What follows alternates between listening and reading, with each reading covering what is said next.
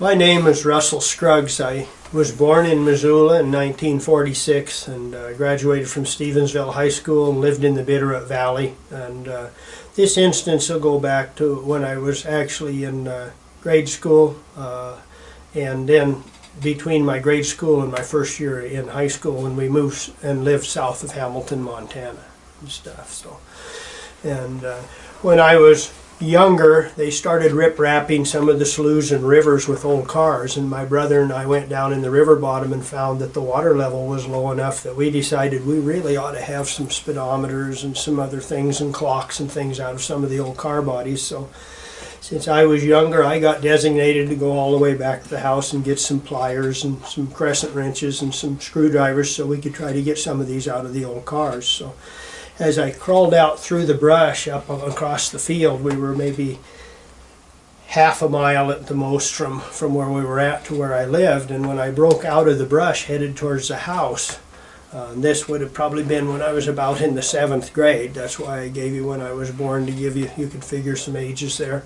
And I looked up as I started to run towards the house, and there was this large, like the blimps we see at football games where they view what's going on, only it wasn't. And along the edges were kind of portals-like thing. It almost looked like people sitting in there looking out at the distance from me. They were relatively close, and I could make this out. And out of the bottom were these disc-shaped saucers that would be just about big enough for maybe one and sometimes two people to be sitting in there, like a little airplane type thing to ride around in. So they were probably maybe 15-20 feet in diameter would be my best guess.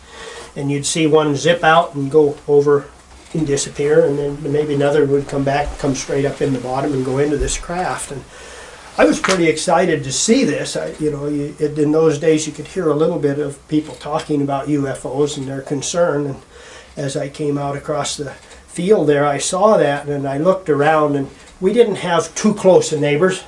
But I looked around, and the one neighbor that was past where we lived was at a corral, and he and a son or someone were trying to load some sheep in the back of a pickup. So I changed my course and ran the best I could at my age, because I wanted to point it out to somebody so that somebody else would know what I'd seen. And I was running over there. It probably took me 3-4 minutes to get there, and I was breathing pretty hard. And I looked at them. They says, "What's wrong?" And I says, "Did you see what I saw?" And I turned to point up, and they looked up, and I looked up, and this thing was completely gone. So they looked at me and kind of laughed, And I went back to the house and got the tools and went back down in the river, brought them, told my brother, and he says, "Yeah, right," He didn't see it either. And when I came home and stuff, then I mentioned it to my mom, and she was kind of quiet, but was kind of interested. And I think she took me more serious than anybody else in the family.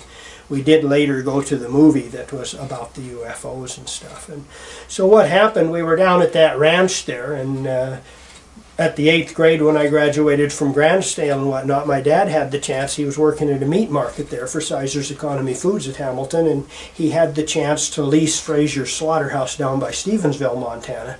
And we had moved up from there, so we moved back down there and rented a house right next door to where my dad's slaughterhouse was.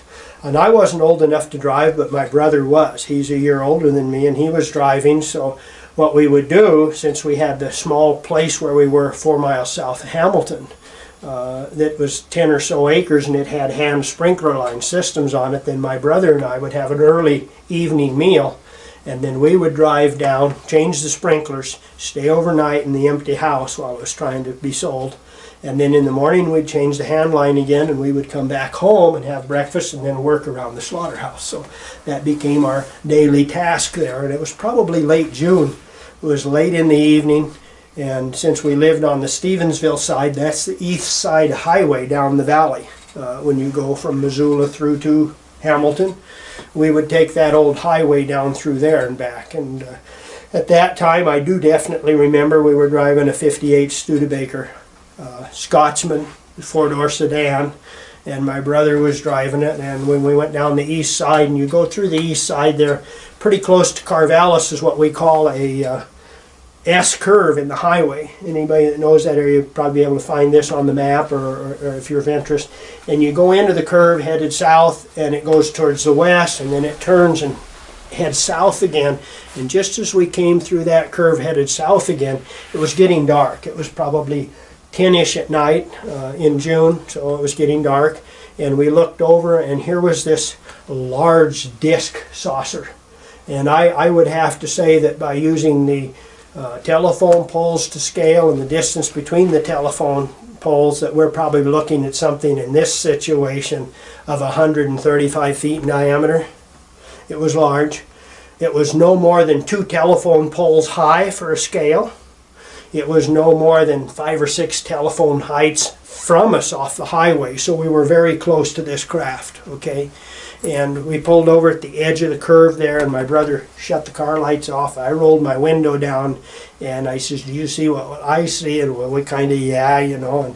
And I rolled the window down to see if we could hear a sound, because we knew in those days the only thing that hovers are helicopters. They're pretty noisy.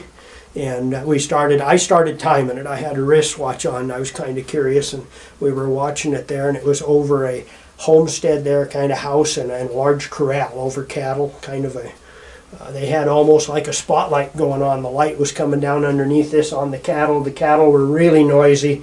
All the lights in the homes and everything around were out. The electromagnetic field had shut all the lights out in the area.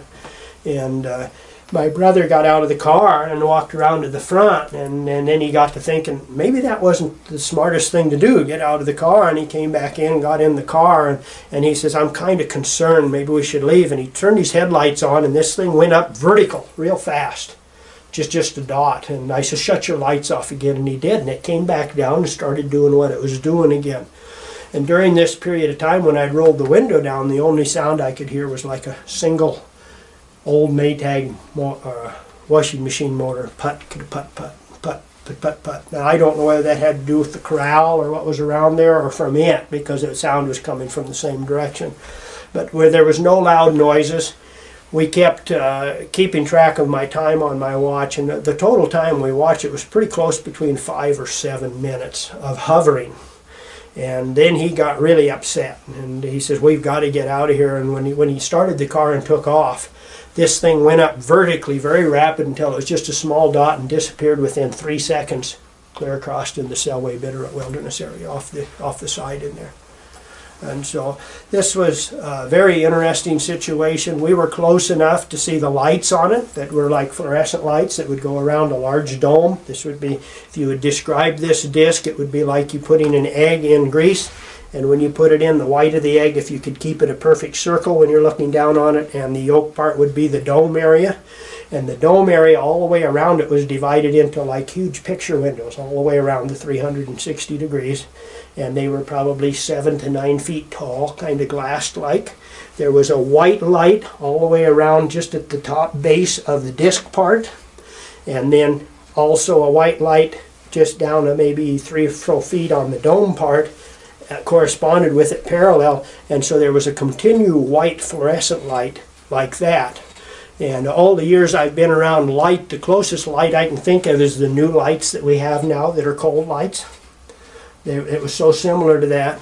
And then this was divided off in partitions, and around that zigzag between the window partitions you have the opposite colors that were on the same colors as the airplanes at the time, on the opposite sides. They would travel 180 degrees apart around that craft all the time. That's how close we were. And you could see, looked like tall humanoid type figures behind that glass. The glass was a little bit tinted. And so we were quite alarmed with what we saw, but also very interested. But we did get out of there and head on home. So this was one of the earlier experiences I've had with UFOs, and I've always been concerned and interested in them for the rest of my life because of this incident. So. Okay.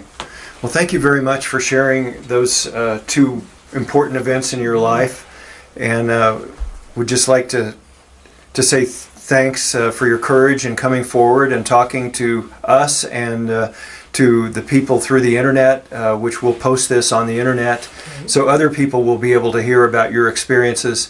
And because it's important that people start to share these very important experiences that they've had with other people, so that we'll all know that the UFO phenomenon is real and it deserves our attention.